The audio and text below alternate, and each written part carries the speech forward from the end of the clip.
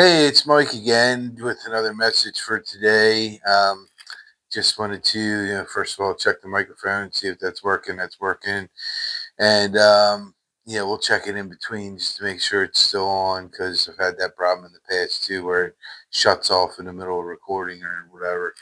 But I have been feeling a little under the weather the past like 2 days or so. Um, I just think I just had a lot of stuff going on, and I think I finally got what my kids had and my wife had. Just this like thing in my throat, just kind of making me cough a little bit. So if I cough, I apologize. I've been taking cough drops, and I don't feel any coughs coming on right now.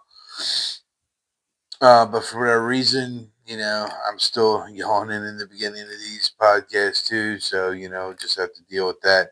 But, I have a couple of messages for today that I wanted to talk about. I think the first message that I want to talk about is, the truth, and maybe talk about a couple different Bible verses where it specifically states the truth in the Bible verse, and we'll talk about what the verse means when we discuss that. But that was something I posted on Facebook this morning, and it was basically like let the truth go; it will set you free. And just let it go like a lion, and it'll do what it wants to do, and basically when you tell the truth, you pretty much don't have anything to worry about. There's always people out there in life that lie and deceive, and that are envious and jealous of you, and will say whatever they need to say to make it seem like, and twist your words around to make it seem like you're the one that's wrong or whatever. But at the end of the day, just tell the truth. The truth will set you free, and people, eventually start to see the truth and what is true and who's telling the truth. In situations like that, it's hard sometimes when you're dealing with people who, can't accept responsibility when they're wrong for their actions. But so we'll talk a little bit about truth, and then we'll talk about I want to talk about peace a little bit too today. Peace, because it's holiday time, and we got a lot of stuff going on with services at church and Advent, and just the music. Like, I love it, man. I'm listening to my Christian music. They changed it to Christmas music on Sirius XM radio, so it's all this Christmas music now. And at first I was like not feeling it because I'm like it's way too early for it, but it's kind of started to grow on me a little bit. So I've been listening to that, and it's cool. In church we've been singing some Christmas songs now during service and worship, and it's cool because everything has to do with peace and joy and hope and happiness um and love. That's what the Christmas season is all about. It's about this little baby that came into the world and changed the whole world. Just one little baby, and you know he wound up becoming an incredible person and human being, in human form, and just never sinned, and was basically the perfect human. Um, was Jesus, and that's why we celebrate Christmas. We celebrate his birthday on Christmas, and a lot of people, they forget about what it's really about. And it's even sadder, I think, that a lot of people don't even go to church. They don't even go to mass. They don't even go to service. They don't go to anything. They just kind of you know, either forget or they wing it and go somewhere else, to some kind of knockoff service that really isn't, in a church setting, So, but anyway, so I want to talk a little bit about, truth first and honesty, since that was what I posted this morning, and then we'll get into, peace, and the reason I'm getting into peace is because not just because it's the Christmas season, but it's been just popping up like in my feed. That the common theme has been peace, and you know, I think it's just important to focus on what peace means to you, what peace means to me, what peace means to the world, and how we all play a part in helping others achieve their own peace and happiness and joy, especially during this holiday season. So, but anyway, so truth and honesty. So I have John chapter 14 verse 6 says, "I am the way and the truth and the life. No one comes to the Father except through me." So this is Jesus now saying he is the way, he is the truth, and he is the life. And that nobody goes to God without coming through him first. So you're going to meet Jesus. All right. Now, next verse I have chapter 4, verse 24 says, "God is spirit, and those who worship him must worship in spirit and truth." It says in this verse, Jesus explains to a Samaritan woman that true worship of God is not dependent on location, ethnicity, or style of worship. Instead, it requires worshiping God with spirit and truth and having one's heart filled by God through the Holy Spirit. I added through the Holy Spirit. All right, so that's John 4:24. Have John, it's all John so far. John chapter 1, verse 14. "The Word became flesh and made his dwelling among us.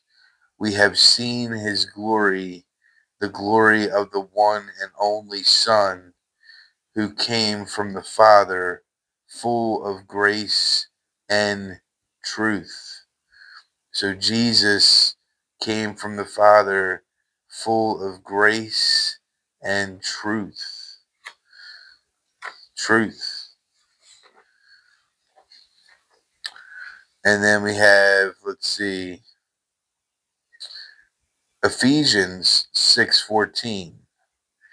So chapter 6, verse 14 says, "Stand firm then, with the belt of truth buckled around your waist."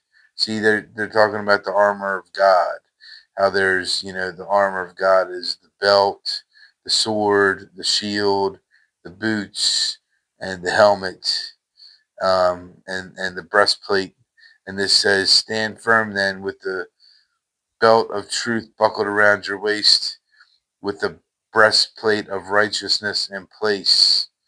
And it says the belt of truth is a crucial piece of spiritual armor that protects us from the lies and deceptions of the enemy, which is the devil.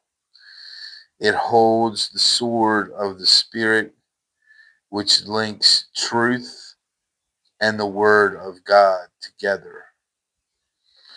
So, again, we're back to that truth, and, it's like,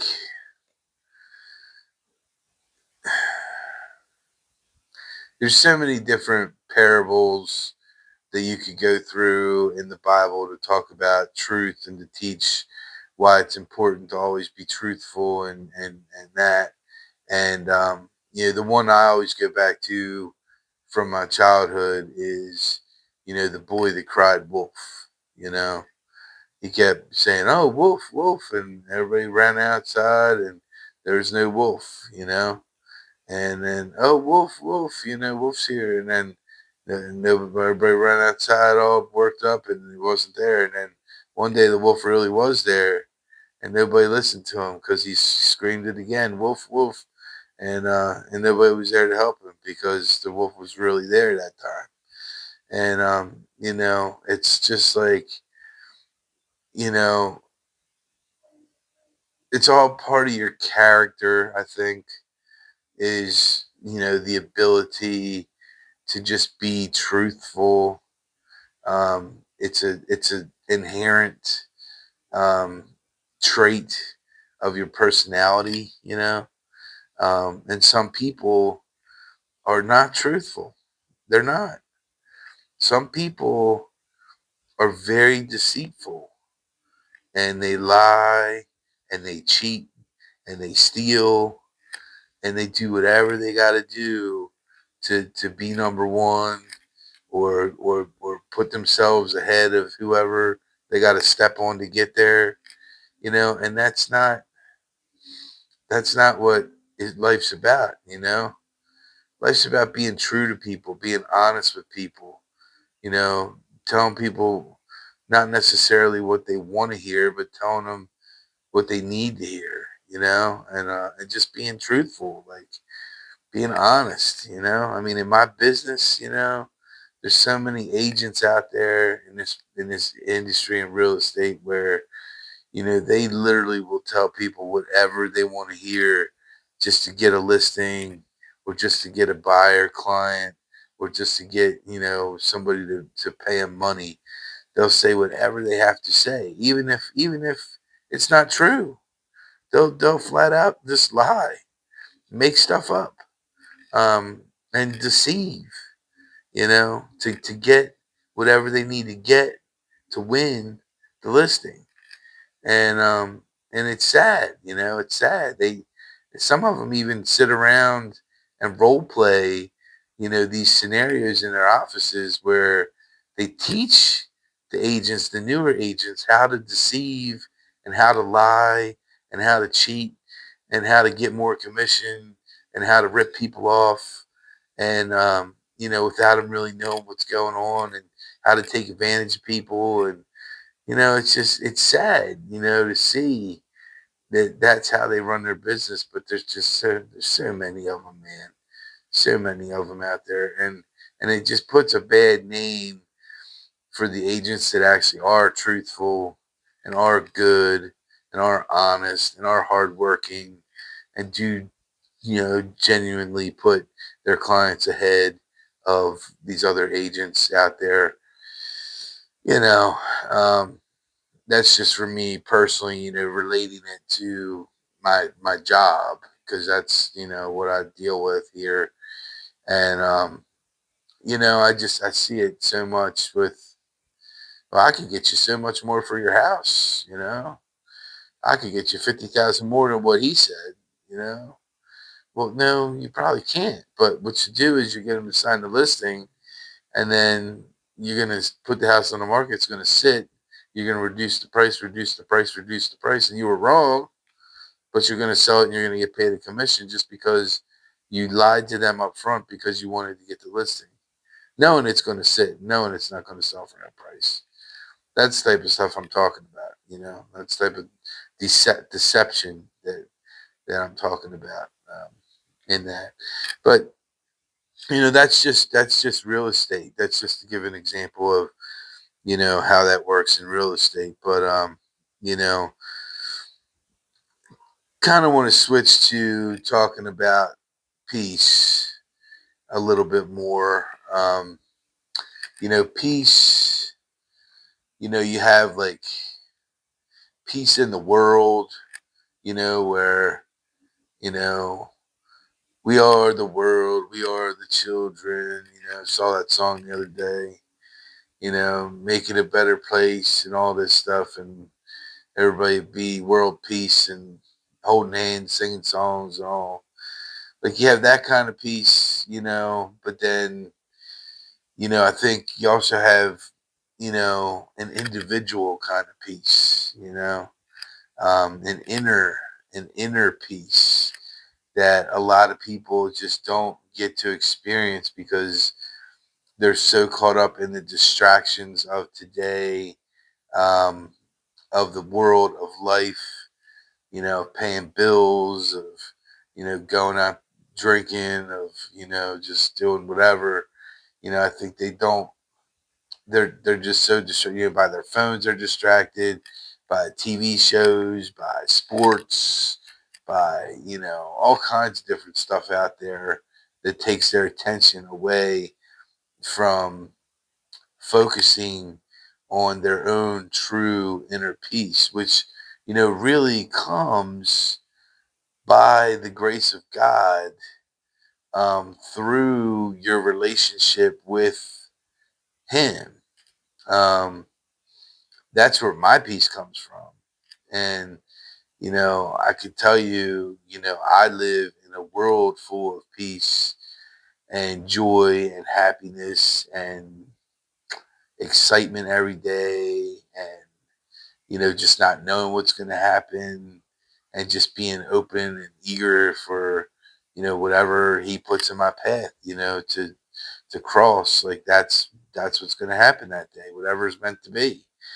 And that comes with, surrendering yourself over to the Lord, and fully surrendering yourself over, and just saying, here's my life, here's my here's my job, here's my money, here's my reputation, here's my ego, here's my pride, here's everything about me, God, and it's yours.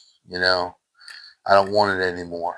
I want you to teach me and guide me and show me what's important for my life, and what's important for me to live the way you want me to live, the way you designed me to live, the way you created me to live, you know.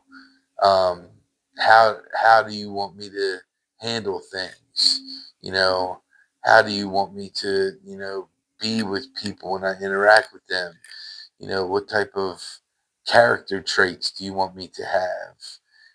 What type of, and this is all stuff like it takes time you know, to let Him mold you.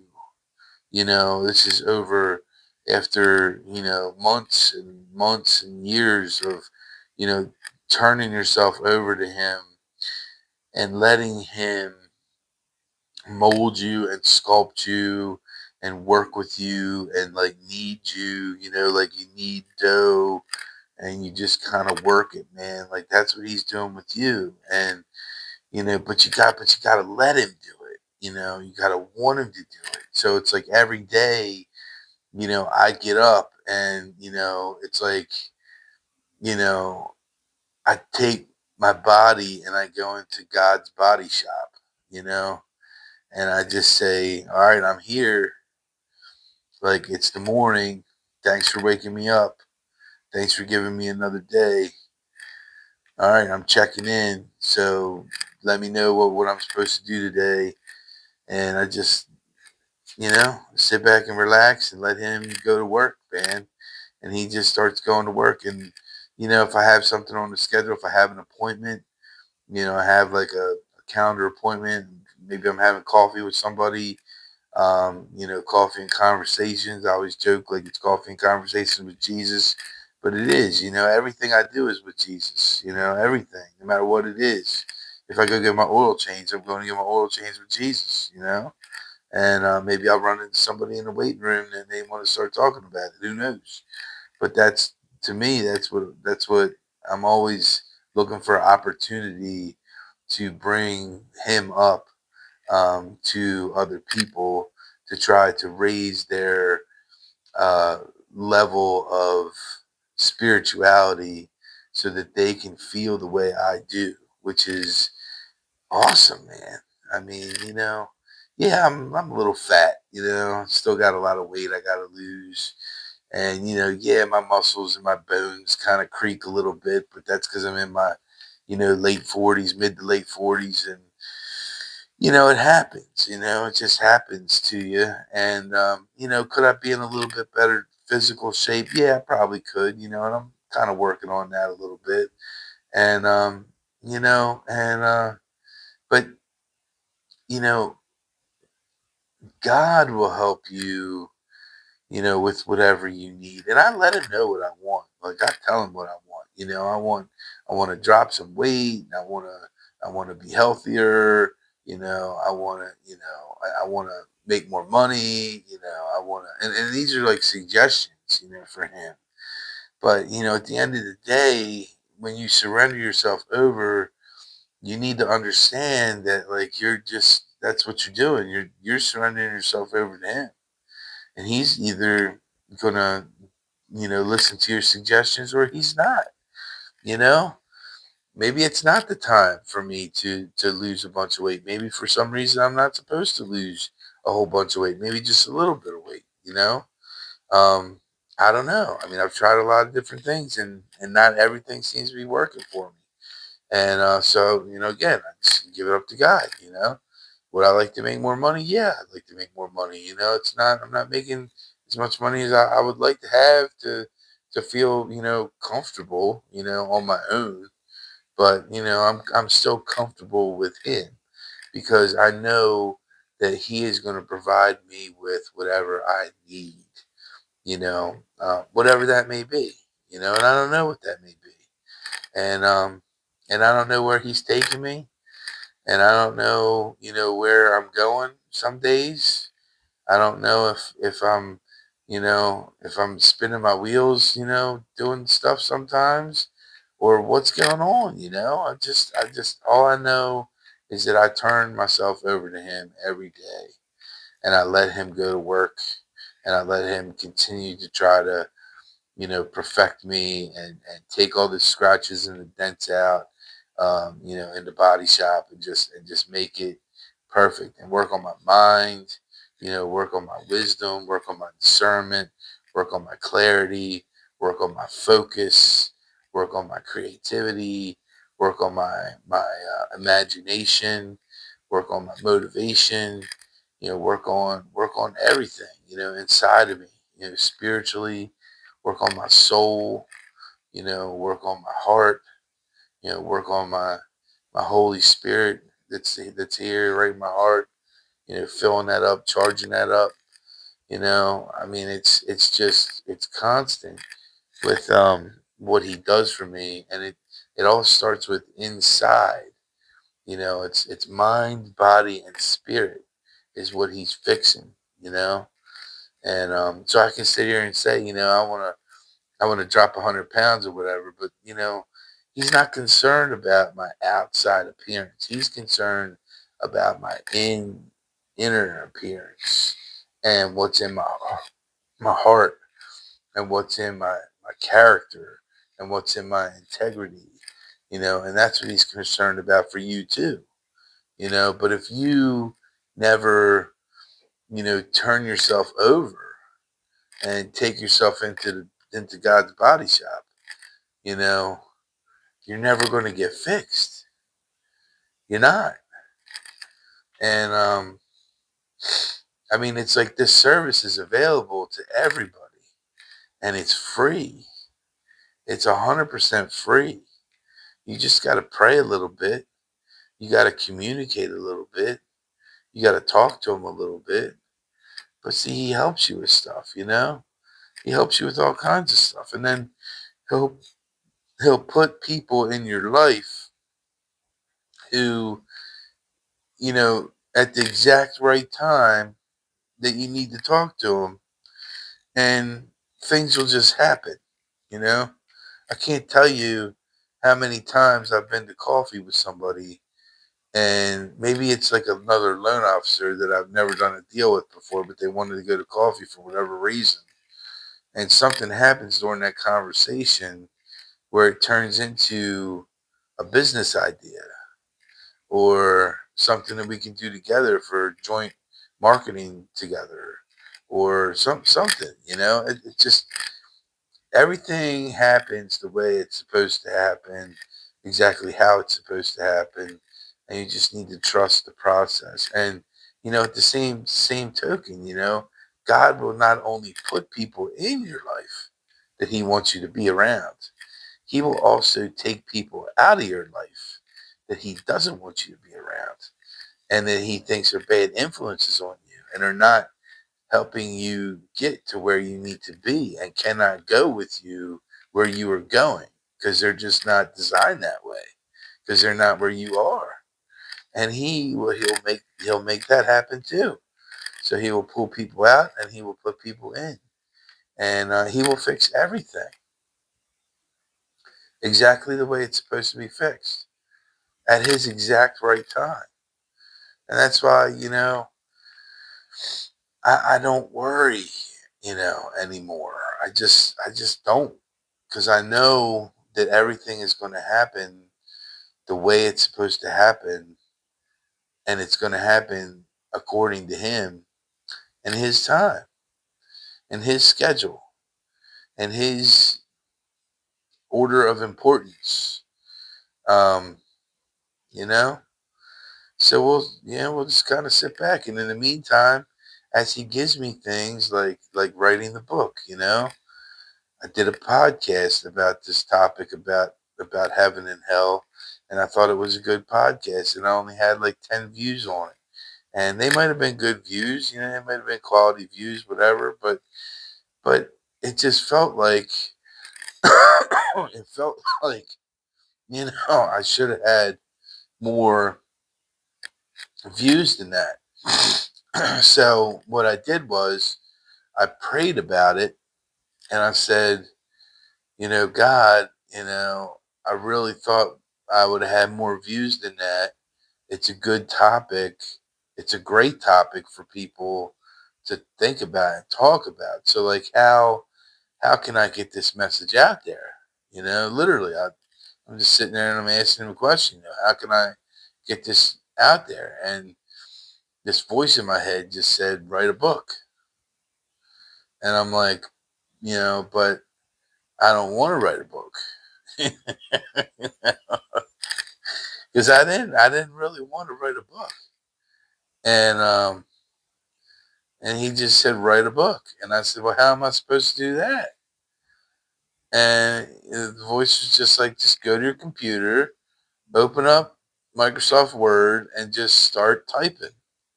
And the Spirit will help you.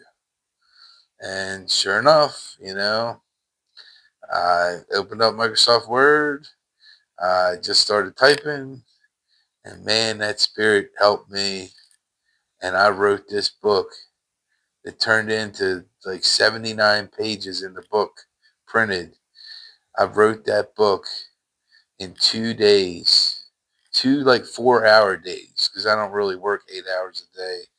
So two like 4 hour days, I did 4 hours of real quality typing and that, and it's just incredible that here I had this voice tell me write a book. I didn't want to write a book, and then I'm like, how am I supposed to write a book? And then I go write the book, and he's like, just trust that the Spirit will be with you. And I'm like, okay, whatever, that's fine. I trust it. Sure enough, it was. And I got this thing done in 2 days, and it turned out to be an awesome book. And now it's like literally a week or two away from being distributed worldwide, and we're going to see what happens. So I keep coming back to it. Like, I mean, maybe something cool is going to happen with the book. I don't know, like, because it was not even my idea. It was his idea. It was his idea. And writing the book was his idea. And the Spirit helped me write the book. I mean, I've never written a paper over like 10 or 11 pages. And that was like a term paper in college that I wrote. And that took me, God knows how long that took me to do, because it wasn't 8 hours. a lot longer than that for 11 pages at college. But this was just like, it just flowed, like, it just flowed out of me, man. Like, it was crazy, you know?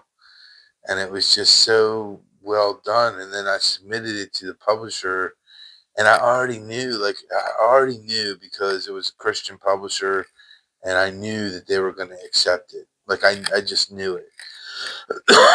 Even though I didn't think it was long enough to be a book, because I always thought books had to be like 120, 130 pages, whatever.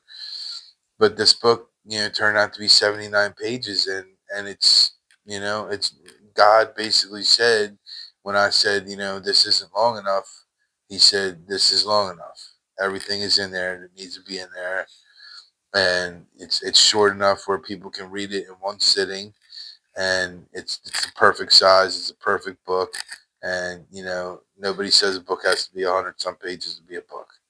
And I'm like, okay, like, again, if you say so, if you say so, hey man, who am I to argue with you? So, that's just how it goes, sometimes, and how he communicates with me, and how he talks to me, and how he, you know, gives me, shows me the way, and I mean, I wish I had more real estate business right now, but I just don't, and that's okay, because I'm just taking this time. He's telling me, take this time to, rest up and relax, because you're going to get busy. And, I keep seeing you're going to get busy. And I see this through prophetic messages and stuff. And, people are like, what's prophetic message? Well, just Google it, But there's people out there that do prophetic messages, and, they get in my feed and they start pulling up, and I have one or two of them that I really connect with, because when they say stuff, like, it happens. It's true. Some of the stuff they say. So, I'm getting these messages that, you know, rest up now, because big things are coming, and I don't know what it is. I don't know what it means. It's all I'm being told. So I'm just kind of doing what I'm being told to do, which is kind of rest up, relax, and recharge, and get charged up with the spirit. Keep going to my Bible groups. Keep doing all my stuff, and see what happens. Whatever happens, happens. So anyway, that was a little rambling there, but hopefully everybody got something out of today's message here, with peace and truth, and just why it's so important to have peace. It's so important to have peace with yourself, and with the Spirit, and with God, and just with Jesus. And joy comes from that. Joy comes from the peace, and and telling the truth is paramount. You need to have good character and good integrity. So